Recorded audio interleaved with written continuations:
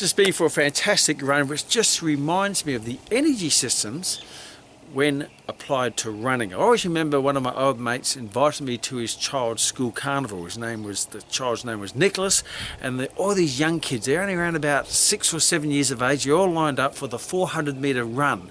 And I was watching them, and the thing beautiful about children is they have no inhibitions. They just go for it. You know, they don't sort of pace themselves, they just go for it. So the gun went off, and you have this whole bunch of little 6-year-old, 7-year-old kids, and they just sprinted out of the box. They just went flat out for around about 20 meters. It was quite amazing. They just went, whoa, and then as soon as they hit around 20 meters, the whole group just went, and started slowing down. It was quite amazing as a whole group. Like all of their energy systems in that phosphate system hit at the one time around about 20-30 meters, and it was almost like they sort of ran out of that type of energy. Then they kept going still fast, but nowhere near as fast as that first 10 seconds, and they just kept going fast, and then they started to over time just slowly phase down to the stage where some were walking, some were plug jogging, and some were jogging quite efficiently. But there seemed to be 3 gears that the body went through. The first 10 seconds of maximal effort where they just sprinted.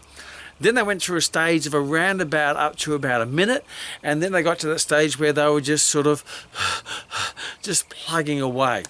And that represents the 3 energy systems that the body uses to produce energy. The first energy system is for fast energy production, to produce energy quickly, like in sprinting.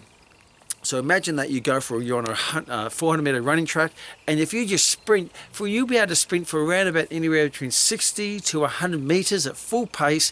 Then all of a sudden your legs will start to, you slow down and you start to hit a wall, and then you get into the next phase, what we call the lactate. So that first 10 seconds is the phosphate energy system using ATP, adenosine triphosphate, plus CP, creatine phosphate, to produce energy, which is stored in the muscles. It's quick access.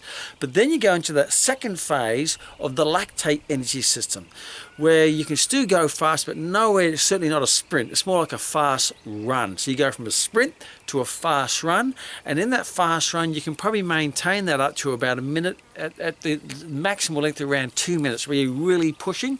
So that's the fast run. But in that phase, the lactate energy system, you're using glycogen as the source of energy, and when the body uses glycogen, you break it down without the presence of oxygen. That means you get a byproduct of lactic acid. So yes, you can produce energy fast, but not as fast in the phosphate system, but you get that byproduct of lactic acid, which is that burning sensation, the jelly legs that you feel. And then you go into that next phase where you go from a fast run. If you need to keep going, you go down into a comfortable jog, and that's where you get your breath under control. So the first 100 meters or 10 seconds, you don't worry about breath, you just go. Then the next, you're going to be huffing and puffing because the body's trying to get oxygen to produce energy, but because it can't get enough oxygen to meet the energy requirement, then you're going to burn glycogen off anaerobically. It gives you a byproduct of lactic acid. Then you go into that jog where you slow yourself down to get the oxygen down to the working muscles to produce energy, what we call aerobically. And aerobically you use glycogen and fat as their main sources of energy, and you break it down aerobically, which means you break it down in the presence of oxygen. So you slow your speed down to get enough oxygen to the working muscles to produce the energy requirement. And aerobically you can keep going for long periods of time. So phosphate energy system, which is the sprint. Then you have to slow down to a fast jog, which is the lactate energy system, which goes up to around about 2 minutes. Phosphate 10 seconds, lactate 2 minutes.